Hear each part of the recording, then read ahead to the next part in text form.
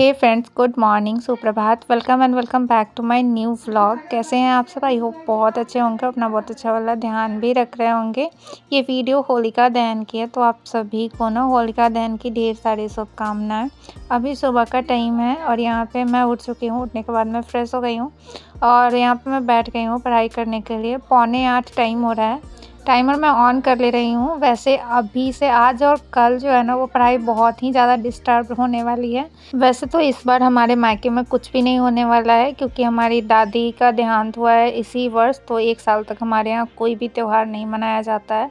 तो बस होली तो खाने पीने का त्यौहार है, तो खाना पीना जो बना के खाया जाता है वो तो हम लोग खाएंगे, लेकिन और ज़्यादा बहुत कुछ नहीं होगा। और यहाँ पे ना सुबह सुबह वासु का ना तबीयत ख़राब जैसा लग रहा था, तो फिर इसमें भी थोड़ा सा मन परेशान सा हो गया। ऐसा लग रहा था जैसे इसको ठंडा लग गया हो, क्योंकि कपड़े वगैरह ज़्यादा तो मैं लेकर आई नहीं थी। तो और यहाँ पे ना थोड़ा सा बारिश की वजह से ठंडा मौसम हो गया था। फिर इसको तेल वेल लगाया तो ये थोड़ी देर के लिए सो गया था। तो मैं यहाँ पे ना अपना बायोलॉजी का क्लास जो है वो कंप्लीट कर रही थी। शादी के बाद ये मेरी छठी होली है, और पहली होली और दूसरी होली में मैं यहीं पे थी, और उसके बाद अब भी हूँ होली पे। तो इस बार तो यहाँ कुछ नहीं होने वाला है। वैसे जब मैं ससुराल में भी रहती हूँ ना, तो वहाँ भी ऐसा कुछ नहीं होता है। अब तो कोई किसी के यहाँ ना होली में मतलब उतना खेलने नहीं जाते हैं, चाहे गांव हो या शहर हो। बस घर में आपस में फैमिली मेम्बर ही एक दूसरे को रंग लगा के होली खेल लेते हैं, कोई किसी के यहाँ नहीं जाता है। पहले था ना कि बहुत मज़ा आता था। पहले जब हम लोग छोटे थे ना, इतना रंग खेलने के लिए बेचैन होते थे ना, सुबह सुबह उठ के। और हम लोग तो यहाँ अकेले में रहते थे, तो सुबह सुबह उठ के मन करता था कब जल्दी से गांव पहुंच जाए और गांव में जाके होली खेलें। और अब है कि इन सब में मतलब उतना ध्यान ही नहीं रहता है कि हाँ रंग लगाना है या ये वो। बस एक फॉर्मेलिटी की तरह मैं कहूँ, अगर मैं सच बताऊँ तो एक फॉर्मेलिटी के तौर पे ही एक दूसरे को रंग लगाया जाता है। पहली जैसी ना अब कोई भी बात नहीं रही है। बस लोग अपने ही घर में अच्छे अच्छे पकवान बनाते हैं, खाते हैं, और बस इसी तरह से जो है अब होली का त्यौहार जो है वो हो जाता है। मैं वहाँ रहती थी अकेले, तब तो मुझे बहुत परेशान होना पड़ता था, बहुत काम करना पड़ता था। लेकिन इस बार यहाँ हूँ तो मुझे कुछ भी काम नहीं करना पड़ेगा, मुझे कोई काम नहीं रहेगा। बना बनाया खाना मिलेगा, बस मुझे खाना रहेगा।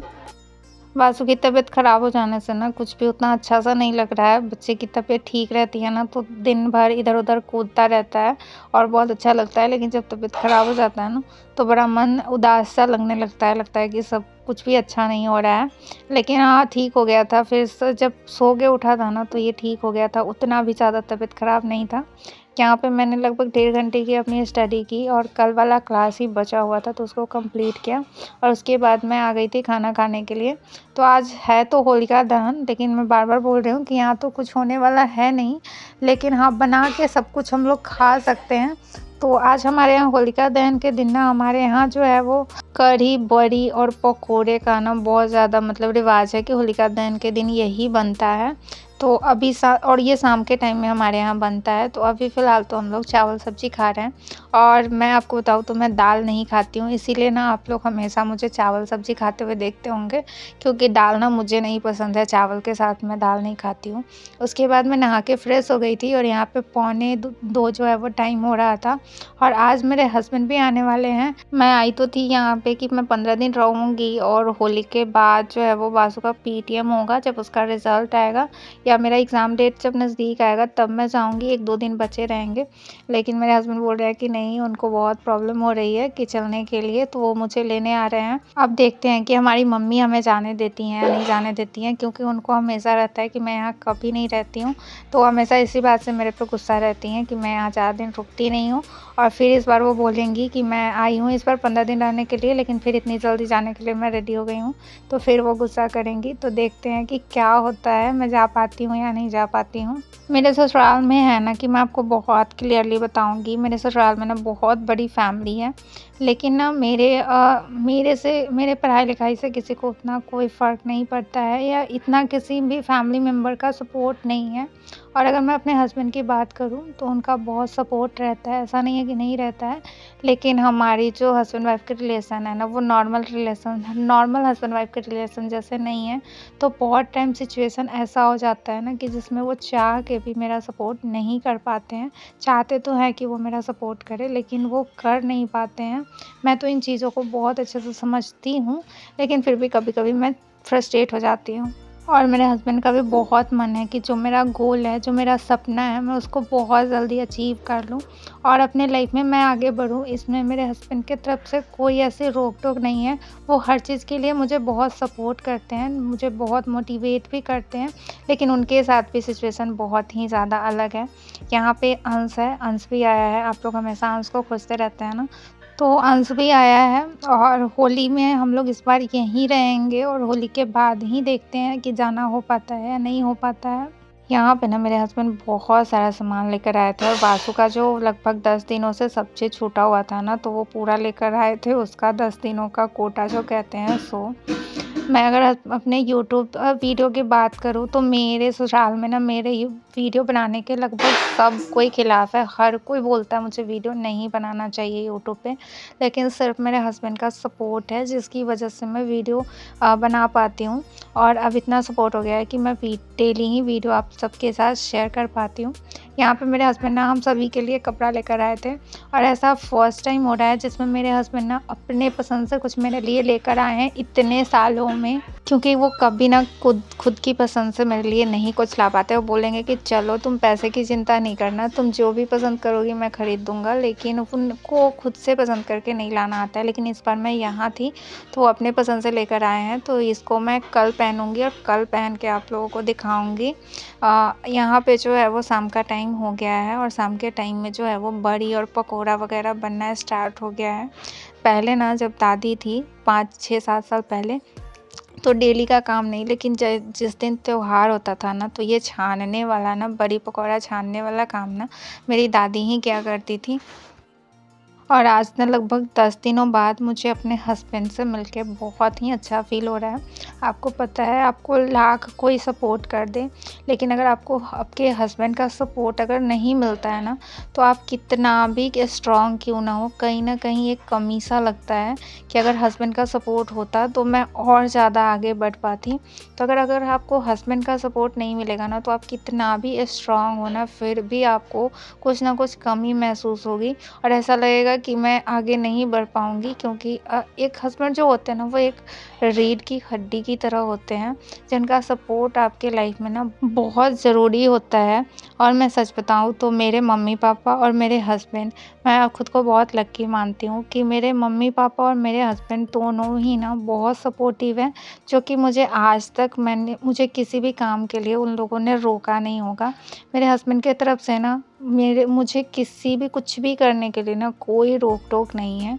बस ये है कि मेरे ससुराल में ना कुछ लोगों को प्रॉब्लम होती है, तो वो लोग बहुत ज़्यादा मुझे रोक-टोक करते हैं, उनको नहीं चीज़ें कुछ पसंद आती हैं। तो जब इस तरीके का कुछ होता है ना, तो कुछ दिन तो हम समझाने का प्रयास करते हैं कि नहीं, हम जो कर रहे हैं वो गलत नहीं है, वो कहीं न कहीं सही है। लेकिन फिर भी जब लोग नहीं समझते हैं तो फिर छोड़ देना पड़ता है। बस यही सोचना होता है कि ठीक है, इनको एक दिन बाद में समझ में आ जाएगा कि हम कुछ भी गलत नहीं कर रहे थे। और यही सब ना एक रुकावट टाइप की लाइफ में आती है जब हम कुछ करना चाहते हैं, और फिर जब हम रुक जाते हैं ना ऐसे लोगों को रोकने की वजह से, तो हम बाद में फिर अपने ही ऊपर पछताते हैं कि मैं कुछ करना चाहती थी और इन लोगों ने रोक दिया, जिसकी वजह से मैं आगे नहीं बढ़ पाई। तो अगर आपको चीज़ें अगर सही लगती हैं ना कि नहीं, मुझे अपने लिए ये चीज़ें करनी चाहिए, ये मेरे लिए सही है, तो हमें ज़रूर करनी चाहिए। और अगर समझने वाले लोग होते हैं तो समझ जाते हैं, और अगर नहीं समझने वाले लोग होते हैं ना, तो वो कितना भी उनको समझा लो, वो नहीं समझते हैं। तो बस मैंने भी ना यही सोच लिया है कि मुझे मेरे हस्बैंड का सपोर्ट है, तो मुझे किसी से भी क्या लेना देना है। अगर लोग नहीं समझ रहे हैं तो हम हर एक इंसान को ना, जो हमारे लाइफ में है, उनको खुश नहीं कर सकते हैं, क्योंकि हर कोई चाहता है कि वो आपको अपने कंट्रोल में रखे। हर कोई चाहता है कि हम उनके मन मुताबिक चले, जो कि बिल्कुल ही इस समय के उस हिसाब से ना बहुत ही नामुमकिन है, बहुत ही मुश्किल है कि हम हर एक इंसान के कंट्रोल में चले। और अगर हम हर एक इंसान के कंट्रोल में चलेंगे ना, तो हम कभी भी अपने लाइफ में अपने हिसाब से कुछ भी नहीं कर पाएंगे। यहाँ पे ना मैं जब भी आती हूँ और बच्चे आते हैं ना, तो उनको मैं बाइक से ना अपना गांव ज़रूर घुमाती हूँ। तो अभी भी अंश आया था तो उसको मन था पूरा गांव घूमने का, तो मैंने बोला ठीक है चलो। तो फिर उसको मैं बाइक से, उसको और वासु को पूरा गांव घुमाई। और यहाँ पे मैंने थोड़ा सा हस्बैंड को भी पीछे बैठा के बस इतना ही दूर स्कूल में ही राउंड लगाया। मुझे ना बहुत मज़ा आता है जब मैं बच्चों को ना बाइक से अपना गाँव घुमाती हूँ और उनको भी बहुत अच्छा लगता है। लेकिन ये चीज़ें हर लोगों को नहीं पसंद आती है और ये चीज़ें जो है लोग अपने-अपने हिसाब से इसके बारे में सोचते हैं। लेकिन मुझे लगता है ना कि लोगों को अपने समय के हिसाब से ना अपनी सोच बदलनी चाहिए। अगर हम वक़्त के हिसाब से अपना सोच नहीं बदलेंगे ना तो हम ज़माने से बहुत पीछे रह जाएँगे और हर किसी को, चाहे वो किसी भी एज ग्रुप के हों, उनको ये अपनी सोच जो है वो ज़रूर बदलनी चाहिए। फ़िलहाल तो 2 दिन मेरी पढ़ाई जो है वो बहुत ही ज़्यादा डिस्टर्ब रहने वाली है, लेकिन ठीक है, त्योहार का टाइम है और मैं अपने वहाँ पे अकेले रहती तो मैं थोड़ा बहुत पढ़ भी पाती, लेकिन जब आप मायके में होते हैं, बहुत सारे लोग होते हैं, तो उनसे बातचीत करने में समय गुज़र जाता है, उसमें आपको नहीं मौका मिलता है कि आप पढ़ाई कर पाएँ। यहाँ पे ना मैं स्कूल के पास आके बैठ गई हूँ, आपको तो मैंने बताया ही है कि यहाँ पे आके मैं अपना वीडियो अपलोड करती हूँ, क्योंकि यहाँ पे नेटवर्क बहुत अच्छा आता है। और यहाँ पे मैं जब भी बैठती हूँ ना तो वासु मुझे यहाँ से जंगली फूल तोड़ के देता है और आज अंश भी था तो उसने अंश को ही बोला कि भैया तुम भी मम्मा को फूल दो, तो फिर दोनों बच्चों ने फूल तोड़ के दिया मुझे। तो बस आज के ब्लॉग में इतना ही। आज के ब्लॉग को मैं यहीं पे एंड कर रही हूँ। वीडियो कैसा लगा कमेंट में ज़रूर बताइएगा, अच्छा लगा हो तो लाइक कीजिएगा और यदि चैनल पे फर्स्ट टाइम विजिट कर रहे हो तो प्लीज़ चैनल को सब्सक्राइब कर लीजिएगा और बेल आइकन को प्रेस कर लीजिएगा। मिलते हैं नेक्स्ट वीडियो में कुछ नई बातों के साथ, कुछ नई एनर्जी के साथ। तब तक के लिए बाय बाय और मुझसे जुड़े रहिएगा, वीडियो को शेयर कीजिएगा।